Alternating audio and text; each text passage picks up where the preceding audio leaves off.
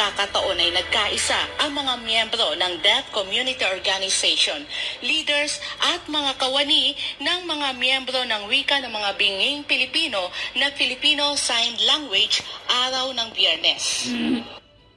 Basta na lang tinanggal ang mga binging empleyado ng Komisyon sa Wikang Filipino o KWF ng walang due process at walang legal na basihan. Naniniwala ang grupo na ang pagpapatalsik na ito ay bunsod ng paghihiganti ng mga opisyal ng KWF sa isinampang kaso ng mga binging empleyado dahil sa di pagpapasahod sa kanila ng tama at nakuha lamang nila ang sahod nang dalhin nila ito sa korte.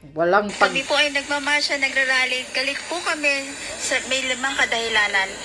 Una, yung 1.8 million po na nawawalang pera ng komisyon ng unit sa FSL unit. Ikalawa po, hindi po nila maipaliwanag kung saan napunta ang budget na ito. Ang Batas Republika 11106 o Filipino Sign Language Act ay nilikha para kilalanin na pambansang wikang senyas na itataguyod para sa mga binging Pilipino ng bansa. Sinabi din ni Agbay na ang pondo o budget para sa RA 11106 o Filipino Sign Language Act ay dapat gamitin sa unit at sa mga proyekto na meron ito at para sa mga kapakanan ng mga bingi. Dagdag din ni Agbay na hindi maipaliwanag ng KWF kung bakit nawala ang pondo at anong nangyari dahil maging ang mga service ng interpreter hindi na rin binabayaran ng ahensya. Nakakalungkot nga po kasi grabing gobyernong sa batas po namin, ang KWF po, ang Komisyon sa Wikang Filipino, sila ang lead agency para ma-implement ang IRR ng FSL law. Pero nangyayari po ito ngayon na sila mismo ang kumukontra sa batas. 7 empleyado ng KWF ang tinanggal ng mga bagong commissioner na itinalaga ng Marcos administration. Hindi binigyan ng pagkakataong magpaliwanag at hindi man lang sinuri ang accomplishments ng mga tinanggal na empleyado. Tinanggal lang ng ganon-ganon ng grupo sa kasalukuyang administrasyon dahil ang aksyong ginawa ng KWF ay malinaw umanong pagyuyurak sa karapatan ng mga binging Pilipino. Kaya nga. Nandito po kami, pinagtatanggol po namin na ang aming batas, ang Filipino Sign Language Law, ang aming karapatan, ang aming human rights, amin pong ini-exercise, ginagawa ngayon. Kung ikukumpara lang po namin, kung ginagawa po ito ngayon ng mga ilang commissioner sa KWF na inyurakan ng aming lingwahe, dapat po, dapat i-recognize ang aming wika na ito ay sa aming sunod sa batas na RA 11106. Kaugnay nito, naglabas ng opisyal na pahayag ang Komisyon ng Wikang Filipino.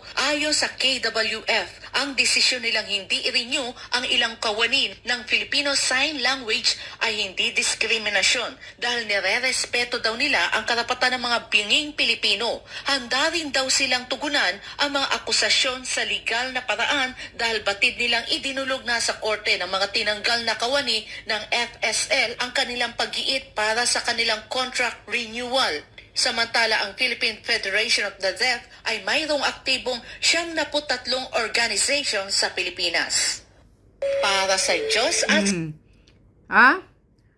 Pati itong mga bingi na nila, organization, pangdurubuhin nyo pa, diskutsahan nyo pa, bababuyin nyo pa, diyan nga lang sila nabubuhay.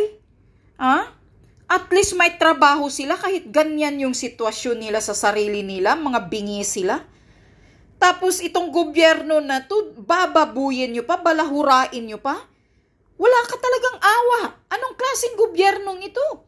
Dapat nga, tutulungan nyo sila. Kasi nagtatrabaho naman sila. Marunong naman sila. Tapos gaganituhin ulit, tingnan nyo Ginagawa nga pala sa mga bingi ang pagtatanggal ng walang abiso. Basta na lang tinatanggal yung 100 na mga empleyado na walang abiso, paano na kaya sa atin na hindi mga bingi? Talagang demonyo itong gobyernong ito May awa ba to? Ito ba ang may pusong gobyerno? Ito ba? Binibigyan ba tayo ng natin na mabubuhay tayo ng maayos? Wala. Tingnan nyo. Pati itong mga bingi na ganito. Diskutsahan nyo pa, bababuyin nyo pa yung ano nila, pangkabuhayan nila, nabubuhay nga lang sila dyan kung anong trabaho yan. Wala pang ang saho daw. Hindi nyo sinasahuran, tapos ngayon ayaw nyo pang i-renew yung ahensya nila. Katarantaduhan itong ginagawa ninyo Wala na kayong awa. Pati bingi na lang binabalahura ninyo. Talagang ito ang sinasabi ko na talagang papatayin tayong lahat mga Pilipino ng gobyernong ito. Walang hiyang gobyernong ito. Tingnan nyo. Nagrarally ang mga bingi dahil sa tinatanggal lang daw yung mga yung 100 na mga trabahador. Wala nga lang daw sinasabi. Basta nga lang katulad ng ginagawa kay Basti. Katulad ng ginagawa kang Hubahib, gobernur. Katulad ng ginagawa kay Mayor Rama. Katulad ng ginagawa ngayon ng gobernur sa Bohol.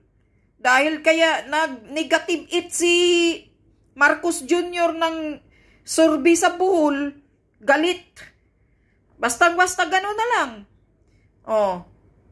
Sasabihin suspended. Suspension nang wala man lang explanation, wala man lang letter, wala man lang talagang balasubas talaga itong gobyernong ito Itong LGU, ikaw, nayupa ka na, abalos ka, walang ngiyak ka rin DILG, titingnan lang natin kung walang magtitirador sa mga ugali ninyong hinayupa kayo, pagagalitin nyo pa itong taong bayan, titingnan lang natin, mangyayari ang mga kademonyuhan din sa inyo. Darating din ang panahon.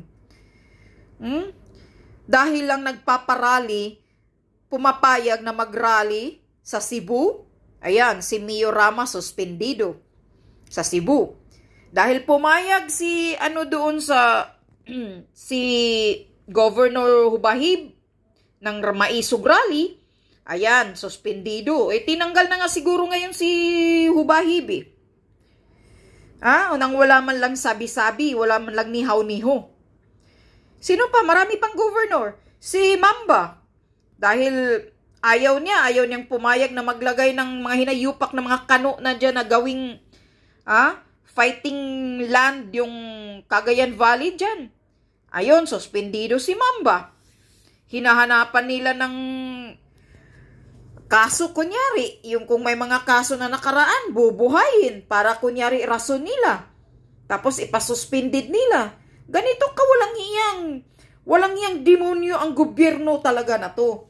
Itong Marcos administration, ganito lang nangyayari ito, ginaganyan itong mga bingi, pati mga bingi, binababoy ninyo, binabalahura ninyo, pagka walang hiya talaga ninyong gobyerno ninyo, dapat nga bigyan nyo sila ng pangkabuhayan, bigyan nyo pa sila ng maayos na trabaho, na para sila mabubuhay nila yung sarili nila, dahil kawawa naman talaga pagdating ng panahon itong sitwasyon ng mga bingi na to, tapos ginaganito nyo pa, kawalang hiya nyo talagang, ay nako, lintik. Talagang mauubos ang mura ko talaga sa inyo, tang ina ninyong gobyerno kayo, walang hiya kayo. Kayong mga bingi na nandito na nagrarally kayo, sasali po kayo sa Maisog Rally. Magkaisa tayong lahat. Hindi na, wala na talagang maaasahan ang gobyernong ito, wala na tayong maaasahan na maayos. Tinanggal na ang karapatan nating lahat, tinanggal ang demokrasya na ng Pilipinas. Dahil sa ganitong paraan na ginagawa niya na basta-basta niya lang bababuyin ang sino man.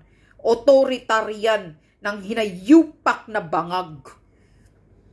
Walang hiya ka, animal ka, lumayas kayo. Tang ina, sinisira nyo ang maayos na ginawa ni President Duterte noon. Tingnan nyo ngayon ang droga. Mismo mga bata sumisinghot ng yung sinisinghot nila. Nasa kalsada sumisinghot ng mga yung animal na pangalan na yun, rugby. sumisinghot ng rugby, ni wala man lang pulis, nahuhulihin sila. Nakakatakot yan sa mga taong bayan na naglalakad. Dahil pag nahay ang mga kabataan na yan, pwede na yan maging snatcher. Sinisira mo, kuting, hinayupak ka ang kinabukasan ng mga kabataan ngayon dahil sa ayaw mong mag-declared. Hindi mo pinapatuloy ang war on drugs ni PRRD, na yupak ka. Daming bata sumisinghot ng rugby ngayon. Magkano na lang yung druga sa Pilipinas ngayon? According to Maharlika, 5-5. Pisting yaw ang gobyernong Pilipinas ito. Walang hiya. Kapal ng mukha ninyo.